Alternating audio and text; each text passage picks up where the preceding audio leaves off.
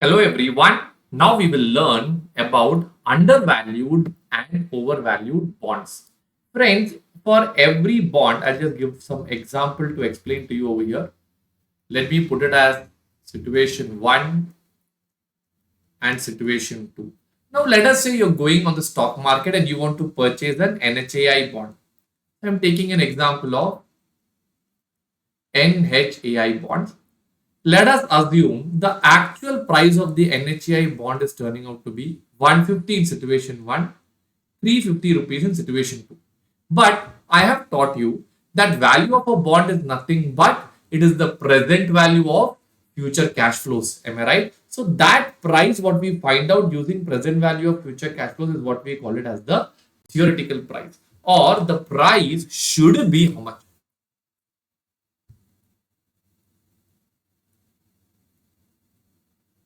Price should be how much?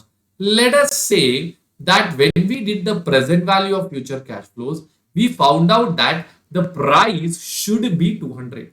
Now my question is, price should be 200, but the actual price is 150. Should I buy or should I sell? That is where I will put the status and then I will tell you what will be the action.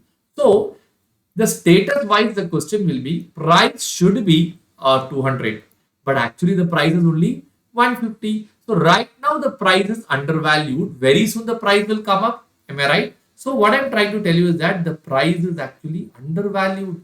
Very soon the price is going to come up to 200. In that case, what will you do, friends? Will you buy or will you sell? In that case, you will buy.